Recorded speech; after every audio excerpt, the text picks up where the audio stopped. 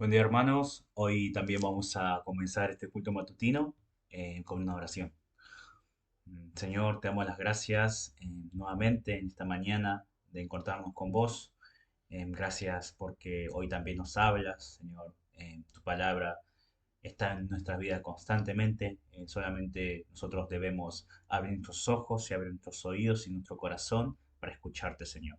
Y cuando nosotros escuchamos tu palabra y nos encontramos con vos por medio de tu palabra, tú vienes a cenar a nuestro corazón, tú vienes y entras y te quedas a habitar en nuestro corazón, Señor.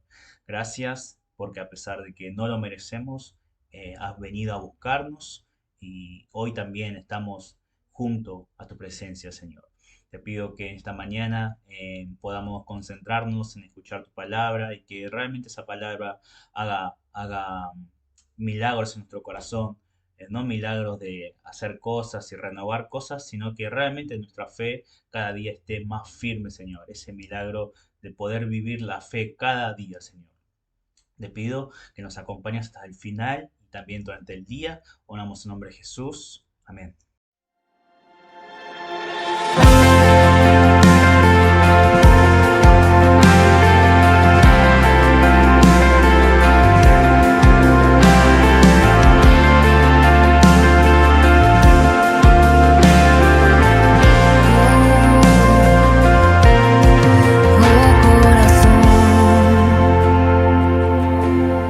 Encuentra valor,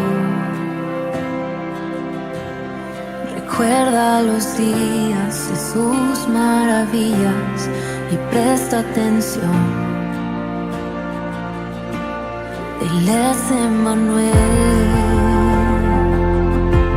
siempre ha estado aquí. No olvides su pacto, descansa en su abrazo y vuelve a decir: Dios, tú eres fiel, fiel hasta el final. Nunca fallarás en la tempestad. Sé que sigues siendo fiel.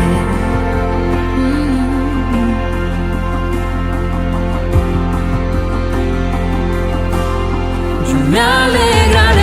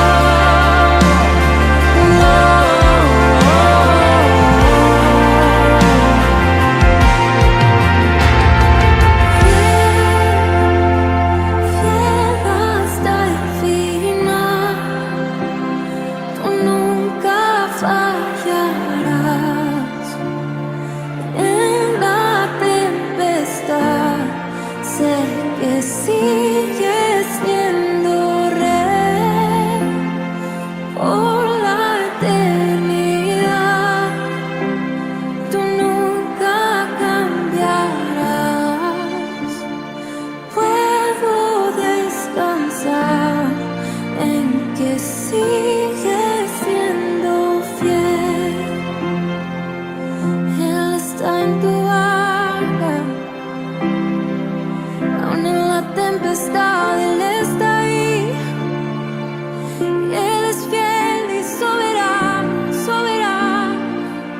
Una sola palabra es necesaria. Una sola palabra es necesaria. No hay tormenta más grande. Jesús es Rey.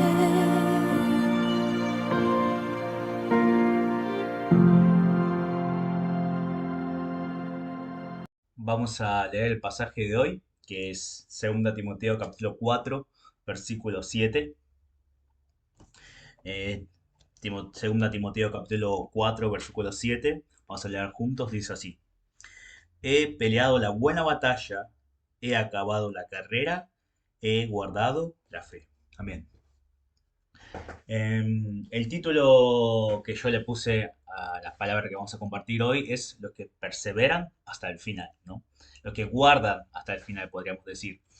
Una de las cosas que a mí siempre me parece muy interesante a la hora de ir a un cementerio es mirar los epitafios, perdón, epitafios, es una palabra un poco difícil, es la piedrita que nosotros cuando vamos al cementerio vemos, donde están registrados los datos, el nombre de la persona, desde cuándo vivía hasta cuándo murió, y alguna frase que esa misma persona antes de morir dejó, o las personas, los familiares o las personas cercanas a él después deciden qué poner, ¿no? En ese epitafio. Y yo busqué a ver algunos de los epitafios de los famosos, a ver qué cosa interesante podía encontrar. Y ahí dice, por ejemplo, busqué el de Schubert, que es uno de los músicos famosos, y dice así, aquí yace el tesoro de la música, ¿no? O sea, de alguna manera él, su vida lo representaba como el tesoro de la música, ¿no? Él mismo. Por ejemplo, el padre del comunismo, Karl Marx,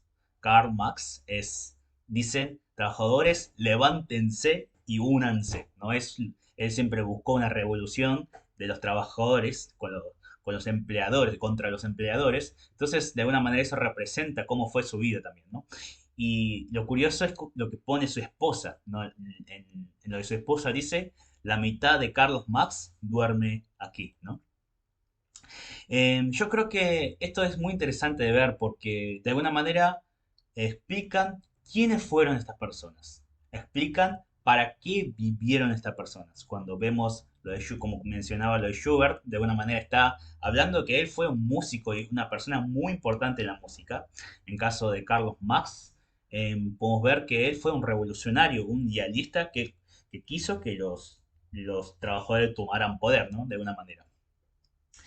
Y la parte del versículo que nosotros leímos hoy en 2 Timoteo, en capítulo 4, versículo 7, es una de las últimas palabras que deja Pablo a su hijastro, casi como sería el hijo, que es Timoteo, ¿no? Em, las últimas palabras que deja una persona de alguna manera explica cómo fue el proceso de su vida y por qué, cuál fue el objetivo de su vida. Y para Pablo, de alguna manera, la conclusión es haber peleado una buena batalla, haber acabado la carrera y haber guardado la fe. El objetivo de Pablo fue guardar la fe, ¿no? La vida de Pablo de alguna manera podemos dividir de dos maneras. La primera parte es antes de conocer a Jesús, cuando él era un fariseo reconocido, su estudio era muy alto, tenía reputación, tenía cierta autoridad dentro de la comunidad y reconocimiento también. Entonces, según lo que, confiando en sus poderes, en la riqueza que él tenía, en el conocimiento que él tenía, en el estudio que él tenía dentro de la sociedad, ¿no? Pero una vez que Pablo conoce a Jesucristo, su vida cambia, es la segunda parte de su vida, y hace un cambio muy importante en la vida de Pablo, que es que él comienza a vivir por medio de la fe. Deja de confiar en las cosas que él confiaba anteriormente y empieza a vivir confiando en lo que Dios hace en su vida y lo que Dios haría en su vida.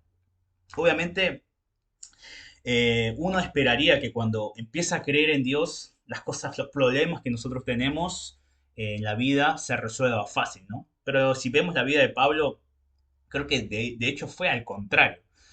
Tal vez la vida de Pablo era mucho más fácil antes cuando él vivía, antes de conocer a Cristo. Y una vez que conoce a Cristo, cuando él le quiere salir a evangelizar, le pasa un montón de cosas. Incluso el Espíritu Santo le tapa su camino para que se vaya para otro lado. Después lo golpean, después le dan un montón de palizas. Hasta en un punto dice que las personas que lo estaban golpeando pensaron que había muerto y lo dejan tirado ahí. em, y también lo encarcelan, ¿no? Vemos en Hechos un montón de cosas que le pasa a Pablo, y la vida de confiar en la fe no fue para nada fácil, ¿no? Entonces Pablo reconoce esa etapa de su vida como una lucha y como una carrera para guardar su fe. Pero hay que hacer una pregunta. ¿Por qué Pablo debía guardar su fe? O, mejor dicho, ¿de quién debía guardar la fe Pablo? Podemos pensar en los poderes de este mundo, o podemos pensar en Satanás, podemos pensar en otras cosas. Por ejemplo, como Pablo no estaba casado, seguramente no se peleaba con su esposa, tampoco eran sus hijos quien se peleaba. Pablo decía que tampoco se peleaba para ganar las plata de este mundo porque decía que había aprendido a vivir con o sin plata.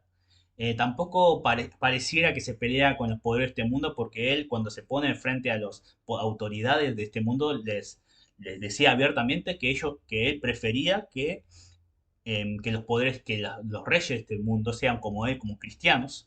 Entonces, pareciera que no son esas cosas lo que Pablo realmente tuvo que pelear. La persona por la quien Pablo tenía que guardar su fe, al fin y al cabo, era el mismo. Si nosotros vemos la caída de Adán y Eva, en ese proceso de cómo la serpiente empieza a tratar de persuadir a Adán y Eva y ellos terminan comiendo el fruto, obviamente hay un, hay un acto de engaño de la serpiente. Pero en realidad, lo que realmente decide comer ese fruto son Adán y Eva. Eva ve en ese fruto el deseo de ser como Dios y termina tomando, ¿no? Entonces, ¿quién fue el verdadero enemigo? Obviamente que Eva fue engañada, pero el verdadero enemigo de Adán y Eva fueron ellos mismos. Su ego fue quien los hizo caer, ¿no? Por eso es que Dios no es que, por eso es que Dios condena también a Adán y Eva, además de que condena a la serpiente. Entonces nosotros debemos entender que las personas más peligrosas en nuestra vida de fe somos nosotros. También dice Pablo, confiesa Pablo, en el libro de Romanos, capítulo 7, versículo 18, dice lo siguiente. Yo sé que en mí, es decir, en mi naturaleza pecaminosa, no existe nada bueno. Eso es lo que confiesa Pablo, ¿no? Es decir, que nuestro corazón es malvado. Por eso Pablo dice que él tuvo que guardar su fe de él mismo durante toda su vida, ¿no? Miremos un poco a Jesús, cómo fue, como para poder aclarar mejor algunas cuestiones. Por ejemplo, cuando Jesús fue tentado por Satanás, la victoria de Jesús fue contundente, ¿no? Vemos cómo Satanás se retira porque no pudo obtener nada de lo que él había deseado obtener de Jesús, porque Jesús estaba muy bien armado según su palabra. Pero ¿cuándo es el momento de su ministerio más difícil? Cuando Jesús pidió a los discípulos que oraran por él y también él mismo oró tanto hasta que le empezó a sangrar en los ojos. ¿Cuándo fue ese momento más crónico y crítico para Jesús?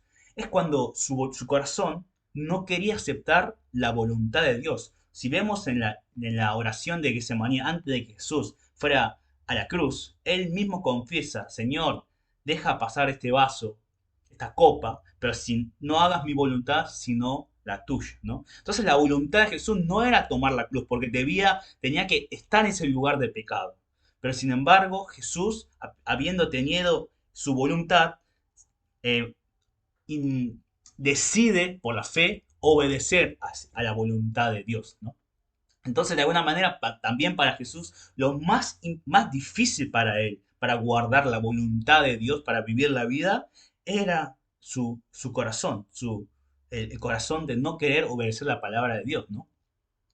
Y yo creo que esto pasaba lo mismo en Pablo. Em, Seguramente imagínense la situación en donde ustedes son Pablo y ustedes están predicando, van a predicar, por ejemplo, nosotros, yo vivo por Parque Chacabuco, imagínense que yo voy y ahora empiezo a predicar a las personas de Parque Chacabuco, ¿no? Y ellos empiezan a insultarme, empiezan a golpearme, empiezan a encarcelarme, me encierran en algún lado. ¿Qué es lo que piensa que yo voy a pensar por dentro? No importa, Señor, como yo soy tu siervo, esta es una aflicción que viene, o sea, el mundo te odió primero, así que ya sé que me van a odiar, así que te alabo. Yo creo que, lamentablemente, por mi fe tan débil, lo primero que haría, esta gente no se merece ser salvo. ¿Para qué predicarles a estas personas tan malvadas? Tal vez Dios quiere castigar a estas personas, por eso me hacen todo esto, ¿no? Como que, imagínense Pablo yendo a cada lugar y cada vez que pasaba por dificultades, por aflicciones, y por insultos, y por golpizas, y por encarcelamientos, ¿qué habrá pensado por dentro? ¿No habrá también pasado por estos pensamientos que les acabo de decir? Seguramente yo creo que sí. Pablo habrá dicho por dentro, no prediques más. Si estos pecadores que te golpean y te encierran y vas a seguir haciendo, vas a seguir como queriendo que esas personas se salven. No, déjalo que se mueran en su pecado. Ellos son pecadores. Encima mira cómo te pegan, son más pecadores. Sufriendo tanto, estando en ese sufrimiento, ¿no habrá pensado en todas estas cosas? Yo creo que seguramente sí, ¿no? Hay muchas personas que dejan de venir a la iglesia y yo escucho mucho esto en mis amigos, en gente conocida y gente conocida desconocida. La gente que en algún momento fue a la iglesia y deja de ir, siempre dicen, es bastante típico que digan esto. Ay, porque en la iglesia tal fulano, la verdad que no. Por la iglesia ese o otro, porque las personas que van a la iglesia son así, porque tal, o incluso hay personas que dicen, no, porque mi situación no es buena, es esto, lo otro, lo otro, lo otro, lo otro, lo otro. Siempre la cuestión de no poder vivir la fe o no vivir la fe, no querer vivir la fe, no está en uno, sino está afuera. Pero Pablo nos muestra claramente que el peor enemigo que nosotros mismos tenemos somos nosotros. Nosotros debemos guardar nuestra fe, que Dios, la fe viene de Dios, la fe que Dios nos da en nuestro corazón, debemos guardarlo de nosotros mismos. Porque nosotros buscamos nuestro ego, nosotros buscamos nuestra satisfacción, nosotros buscamos cumplir nuestra voluntad. Pero vivir la fe no consiste en eso. Vivir la fe consiste en hacer la voluntad de Dios, vivir según el deseo de Dios, ¿no?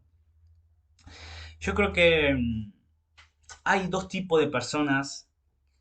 Cuando yo veo a las personas que vivieron la fe durante mucho tiempo, veo a dos tipos de personas siempre.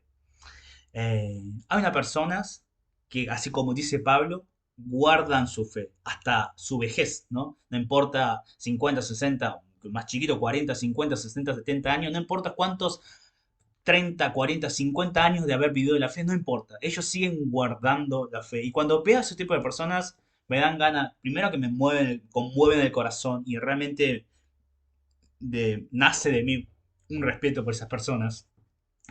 Su fe es tan nueva, su fe se renueva cada día. Son personas muy comprensivas, son personas que entienden la dificultad de vivir la fe, pero también tienen la firmeza y la fortaleza de mantenerse y guardarse en la fe, ¿no? Pero también hay otro tipo de personas que vivieron muchos años siendo cristianos, que se aferran de muchas cosas que hicieron, pero su fe no es vivir el presente, su fe se quedó en el pasado. Entonces dicen, no, yo porque evangelicé, porque yo fui a un montón de viajes misioneros, porque yo levanté iglesias, o yo tal, tal, tal, tal. Pero en la vida real, cuando vemos la fe de esas personas, están irritados, siempre son críticos a otros cristianos, están enojados, ¿no? Entonces, de alguna manera podemos entender que esas personas perdieron el corazón, no pudieron guardar su corazón en algún punto y dejaron llevarse por su ego, ¿no? Y esto no depende de la edad. no depende si tiene 70 años, si tiene 20 años. Puede ser que haya ido a la iglesia desde muy chiquito y ya en cierta edad deje de guardar su fe, así como Pablo pudo guardar. Guardar la fe de alguna manera, Pablo dice que significa luchar, ¿no? Y significa correr. Y cuando Pablo habla de haber peleado una buena batalla, no se está haciendo referencia a, bueno, como las peleas de los amiguitos. La pelea que hace referencia a Pablo es la pelea de los soldados romanos. Los soldados romanos eran feroces cuando peleaban su lucha por fe y así, de esta manera, luchaba Pablo. Cuando Pablo habla de correr, no está hablando de nosotros salir a correr por el parque, está hablando de correr maratones, una carrera de por vida, ¿no? Ese tipo de intensidad, ese tipo de constancia, ese tipo de fortaleza está hablando. Cuando nosotros luchamos con nosotros mismos, no tenemos que decir, ah, bueno, un poquito, ayer luché así, hoy me dejo estar, hoy me dejo llevar por lo que quiero. No, Pablo dice que debemos estar constantemente luchando, corriendo para guardar nuestra fe. Me gustaría cerrar la prédica de hoy. Hay un pastor que sí tiene su edad, creo que ya se está retirando como pastor en su iglesia, pero me acuerdo haber escuchado una prédica de él, y también yo lo conozco personalmente, haber escuchado una prédica de él y realmente me conmovía el corazón porque entendía que era una persona que guardaba su fe, ¿no? No era una persona que deja la fe guardada en un cajón por haber vivido tantos años en el cristianismo y por haber logrado tantas cosas, sino que sigue viviendo su fe, guardando su fe todos los días. Y él decía, él creo que tiene 70 y pico de años, y él decía, eh, leyendo la palabra de Abraham, ¿no? Que para Abraham a los 100 años recibió la promesa de Dios. Entonces él decía, bueno, yo viví varios años de la vida de fe, pero todavía me faltan 30 y pico de años para cumplir mis 100. Así que yo voy a seguir guardando, yo voy a seguir luchando y esperando para que Dios cumpla su promesa, ¿no? Y cuando escuchaba esa confesión, me conmovía el corazón, porque entendía que eso es el corazón de todos los cristianos. Nosotros no podemos guardar la fe solo por unos años. Tal vez muchas veces vivimos la juventud plena, apasionada, pero después nos apagamos porque dejamos de guardar la fe. La fe siempre tiene que ser apasionada, siempre tenemos que guardar la fe y correr y luchar hasta el final, ¿no? Hermanos, los animo a que vivamos así. También esta palabra me toca, esta palabra, entiendo que hay muchas cosas que yo me dejo estar y me dejo llevar por mi ego, pero Dios nos llama a que hoy también logremos guardar la fe. Y para guardar la fe nosotros debemos luchar como soldados y correr como maratonistas. Y así como Pablo en sus últimos momentos de su vida, escribiendo esta carta, cerrando su vida, ordenando su vida, le decía a Timoteo, bueno, he peleado una buena batalla, ¿no? He corrido, he corrido hasta el final y he guardado mi fe. Esa tiene que ser nuestra confesión hoy, mañana y hasta que nosotros vayamos hacia el Señor, ¿no? Los animo a que vivamos así, animémonos a vivir así. eh, Así que este día también sea un día de victoria, un día de corrida, buena corrida para nosotros. Oremos. Señor, te damos las gracias, porque entendemos de que lo más importante para nosotros no es hacer grandes cosas, lo más importante para nosotros no es glorificarnos, no es levantar cosas para que tú te glorifiques, sino, Señor, lo más importante para todos los cristianos nosotros es guardar nuestra fe, Señor. Necesitamos guardar la fe y debemos luchar. Pero, Señor, somos tan débiles, nuestro corazón es tan malvado. Necesitamos la ayuda del Espíritu Santo para que nuestro corazón se renueve, Señor. Necesitamos del Espíritu Santo para que nos mantenga firme y nos dé fuerzas para luchar y para correr. Te pido, Señor, que en todo momento nos acompañes y nunca nos dejes solo, porque somos fácil de caer y fácil de tropezar. Gracias por este tiempo, gracias por tu palabra. Oramos en nombre de Jesús. Amén.